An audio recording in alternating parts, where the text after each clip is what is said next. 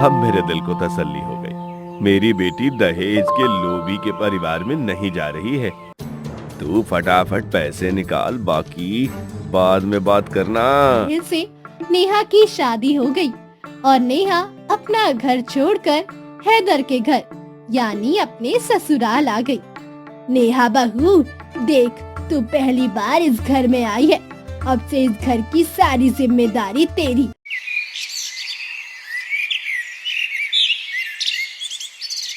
पुराने समय की बात है, एक जमशी नामक गांव में एक समीर नाम का गरीब किसान रहा करता था। एक दिन वो सुबह सुबह उठकर तैयार हो रहा था और बड़बड़ा भी रहा था। अगले हफ्ते मेरी बेटी की शादी है और मुझे जल्द से जल्द खेती काट के उसके पैसे जमा करने होंगे। एक ही बेटी है मेरी, दिल खोलकर उसकी शादी करूंगा।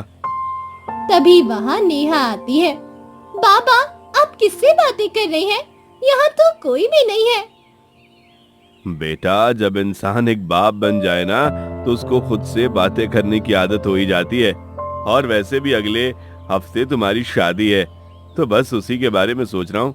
एक अजीब सा डर लग रहा है, जैसे कोई अनहोनी ना हो जाए। दिल बार बार बैठा सा जाता है। जानता हूँ बेटी दूर जा रही है, पर यह दिन तो हर माँ बाप को एक ना एक दिन देखना ही पड़ता है। आप ज्यादा सोच रहे हैं बाबा। जब से मेरा रिश्ता तय हुआ है तब से आप दिन रात फिक्र में आधे हो गए हैं।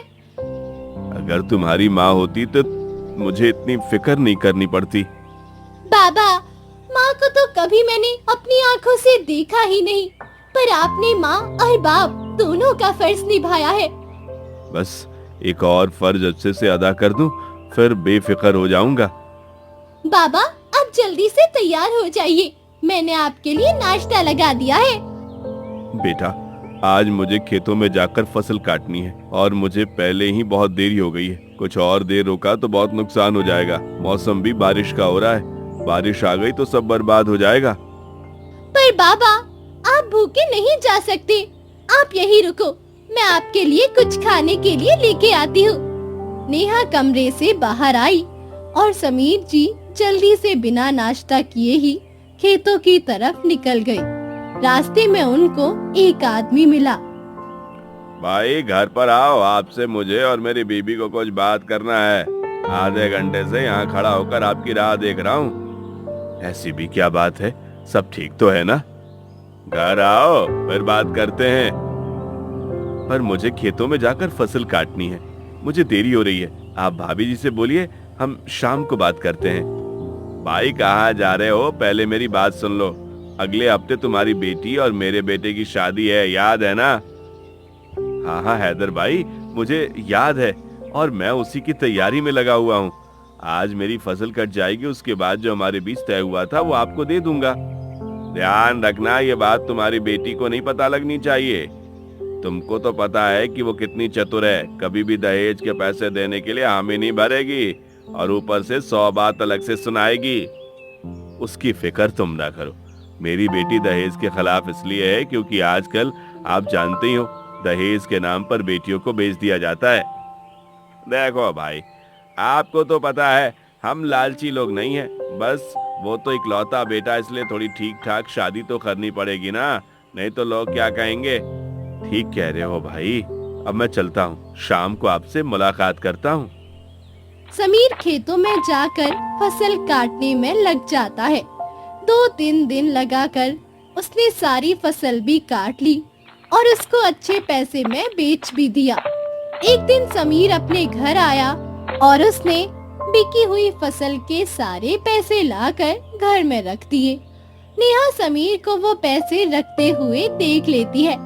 बाबा ने घर में इतने पैसे क्यों रखे हैं? जब बाबा की फसल कटती है तो वो घर में बहुत कुछ लाते हैं, छत की मरम्मत करवाते हैं, जिसका उधार है उसका देते हैं। फिर इस बार बाबा ने किसी का कर्ज चुकाया क्यों नहीं? मुझे बाबा से पूछना पड़ेगा। नेहा बाबा से कुछ पूछती, तभी वहाँ हैदर और उनकी बीवी रिमशा वहाँ आ गई। अरे नेहा बेटी, कैसी हो? होने वाले सास ससुर को अचानक घर में देखकर नेहा को कुछ अजीब लगा। आप यहाँ इस वक्त सब ठीक तो है ना? हाँ बिटिया, सब ठीक है। वो तुम्हारे होने वाली अम्मा को तुमसे मिलने का मन हो गया तो हम चले आए। तभी वहाँ समीर आते हैं। देखा नेहा, तुमने तुम्हारी होने वाली सास तुम्हारा कितना ख्याल करती हैं। कल तुम्हारी शादी है और बहन जी से एक रात तुम्हारे बिना रहा नहीं गया, वो तुमको देखने चली आई। हाँ, ये पूरे दिन कान पकाती रहती है, कब आएगी बहू, कब आएगी बहू। बेटी नेहा, तुम अपनी सास को अंदर अपने कमरे में ले जाओ, हैदर जी से मुझे कुछ बात करनी है। जैसी आपकी मर्जी बाबा। नेहा रिमशा के साथ दूसरे कमरे में चली गई और हैदर समीर के साथ बैठकर बातें करने लगते हैं। समीर भाई, कई दिन पहले आपसे घर आने को बोला था, आप आज तक नहीं आए। ऐसे नजरें चुराने से काम नहीं चलेगा। हैदर भाई, ऐसी कोई बात नहीं, उस दिन से मैं खेतों में बहुत उलझा हुआ था। गांव में कोई सही दाम नहीं दे रहा था अनाज का, इसलिए दूसरे राज्य में उसको बेच कर आया हूँ। आप फिक्र न करो, जितने पैसे की बात हुई है आपकी और मेरे बीच, उतने ही पैसे का इंतजाम मैंने कर दिया है। ये तो बहुत अच्छी बात है। मैं अभी जाकर पैसे लाकर देता हूँ, बस आप नेहा के सामने इस बात का जिक्र न करना। अरे तुम फिक्र ना करो, रिमशा को इसीलिए लेकर आया हूँ ताकि नेहा रिमशा के साथ बातों में लगी रहे। एक बात पूछूं, बुरा तो नहीं मानोगे? पूछा पूछा। अगर मैं इतने पैसे नहीं जुटा पाता जितने हमारे बीच तय हुए थे, तो क्या तुम कल मेरी बेटी से अपने बेटे की शादी ना होने देते? हैदर ने ललचाई हुई नजरों से समीर को देखा और बोला, अरे भाई, ऐसी कोई बात नहीं है। रिश्ते दिल से जुड़ते हैं, पैसों से नहीं।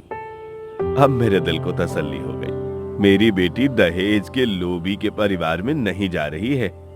तू फटाफट पैसे निकाल, बाकी बाद में बात करना। समीर अंदर पैसे लेने के लिए चला जाता है। कुछ ही देर में वो बाहर आता है और हैदर को बैग दे देता है। ये मेरी पूरी जिंदगी की मेहनत है, संभाल कर रखना। अभी चलते हैं, हम लोग कल बेटे के साथ आएंगे। हैदर और रिमशा वहाँ से चले जाते हैं। नेहा उनके जाने के बाद अपने बाबा के पास आती है तो देखती है समीर जी सो चुके हैं। आज बाबा इतनी जल्दी सो गए। चलो कोई बात नहीं, कल बात करती हूँ बाबा से। अगली सुबह नदीम नाम का एक आदमी चौखट पे खड़ा होकर चिल्लाने लगता है, समीर और समीर, अरे बाहर निकल। ये तेज आवाज जैसे ही नेहा के कानों में पड़ती है, वो भागकर दरवाजे की तरफ भागती है। वहाँ एक आदमी को देखकर वो बोलती है, क्या हुआ चाचा, आप कुछ लेने आई हैं? तेरे बाबा ने 8 महीने पहले मुझसे कर्ज लिया था और बोला था कि जब फसल कट जाएगी तो लौटा देगा। उसके बाद से 2 फसल कट गई, अब तेरे बाप ने मेरा पैसा नहीं लौटाया। आप धीरे बोलिए, घर में पैसे रखे हैं। बाबा बस बाहर से मेहमानों के लिए कुछ लेने गए हैं। वो जैसे ही आ जाएंगे आपके पैसे लौटा देंगे। तेरे बाप मेरे पैसे नहीं लौटाने वाला। यकीन नहीं होता तो जाके पूछ ले उससे। ऐसा नहीं है चाचा, आप आ जाने दो ना बाबा को, मैं खुद पूछ लूंगी। आप बस मुझे थोड़ा सा टाइम दीजिए। नदीम गुस्से में वहाँ से चला गया और कुछ देर बाद समीर घर में आया। नेहा बेटा, जल्दी से तैयार हो जा, आज तुम्हारी शादी है। मैं हैदर के घर गया था, वो बड़ी सादगी से ये शादी करना चाहते हैं। कुछ ही देर में वो लोग आने वाले हैं। उससे पहले मुझे आपसे कुछ जरूरी बात करनी है। कोई भी बात हो बाद में बात करना, पहले भी तैयार हो जाओ। बाबा, आप नदीम चाचा के पैसे क्यों नहीं दे रहे? आप एक काम करो, जब तक हैदर चाचा के यहाँ से लोग नहीं आ जाते शादी के लिए, तब तक आप नदीम चाचा के पैसे लौटा के आ जाइए। आखिर घर में ही तो रखे हैं पैसे, फिर देरी किस बात की? ये सुनकर समीर पूरी तरह चौंक गया। तेरी रुखसती होने के बाद में पैसे लौटा दूंगा, अभी तुम सिर्फ अपनी शादी पर ध्यान दो। समीर जल्दी से घर के अंदर चला गया। ऐसा क्यों लग रहा है जैसे बाबा मुझसे कुछ छुपाने की कोशिश कर रहे हैं। कुछ ही देर में हैदर के बेटे साहिल से नेहा की शादी हो गई और नेहा अपना घर छोड़कर हैदर के घर यानी अपने ससुराल आ गई। नेहा बहू, देख, तू पहली बार इस घर में आई है। अब से इस घर की सारी जिम्मेदारी तेरी। मेरा बेटा साहिल शहर में जाकर नौकरी करता है। उसको सुबह जल्दी उठने की आदत है। बहुत साल मैंने उसकी जिम्मेदारी उठा ली, अब तुम देख लेना। नेहा को ये सुनकर बहुत अच्छा लगा।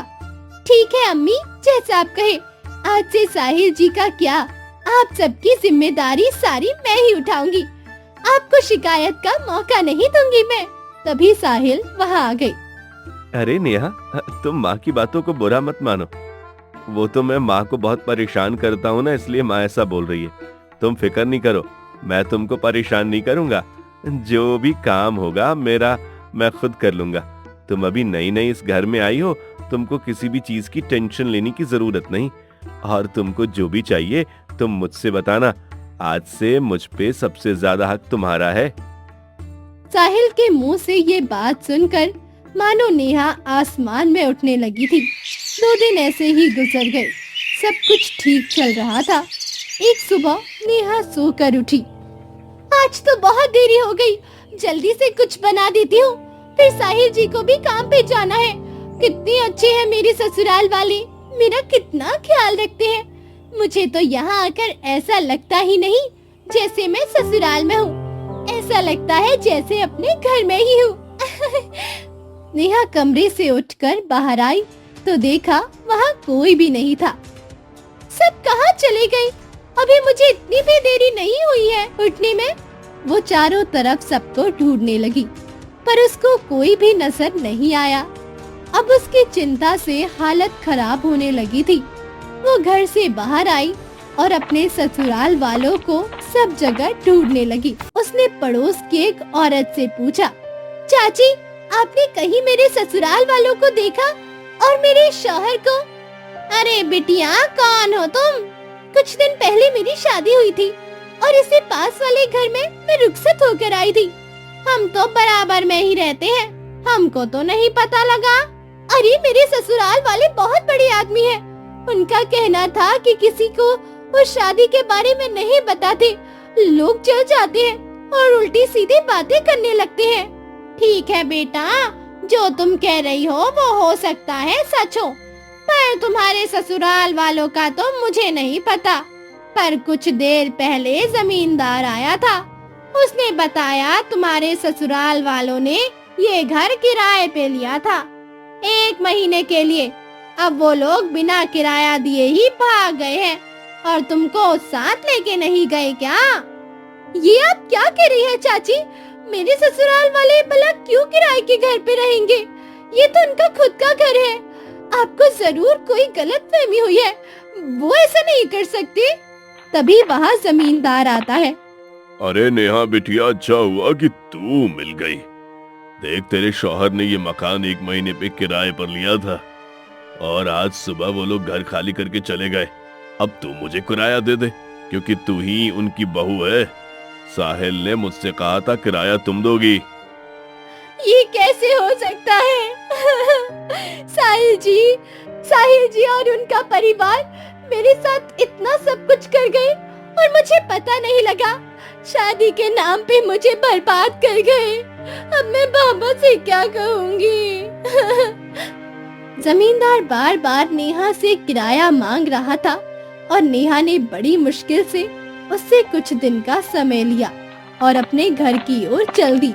रास्ते में उसको 2 आदमी मिले जो आपस में बात कर रहे थे। अरे सुना है भाई तुमने, वो गांव में जो हैदर नाम का आदमी आया था, उसने गांव की किसी लड़की से चोरी छुपे शादी की और दहेज के पैसे मिलते ही गांव छोड़कर भाग गया। और मैंने तो ये भी सुना है कि उसका हैदर का जो बेटा था साहिल, वो पहले से शादीशुदा था।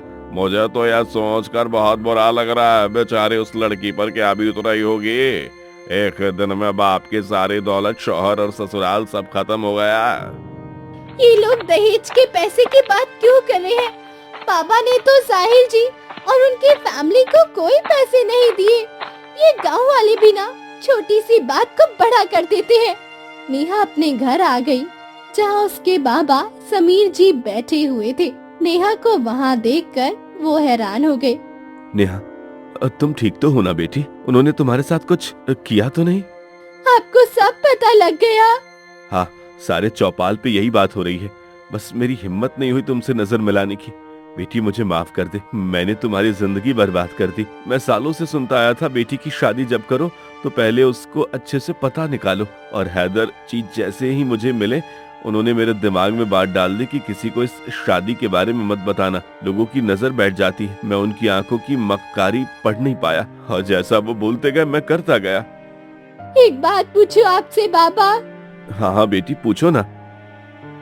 आपने साहिल जी के बाबा को दहेज के पैसे दिए थे? समीर जी ने ये सुनकर अपना सिर झुका लिया। बताओ बाबा, सच बताना। हाँ, मैंने उनको पैसे दिए थे। कितने? उन्होंने जितने बोले थे। मैं गांव वालों का सबका कर्जा रोककर जमीन की पूरी फसल बेचकर उनको पैसे दिए थे। ये क्या कर दिया बाबा आपने? हमारी पूरी जिंदगी की कमाई आपने उन धोखेबाज लोगों के हाथ में दे दी। एक बार आप मुझसे पूछ तो लेते। आपने मुझसे भी सच छुपाया। क्या आपको मैं इतनी भारी हो गई थी जो आपने मुझे ससुराल भेजने की जल्दी में अपना सब कुछ लुटा दिया बाबा, सब कुछ।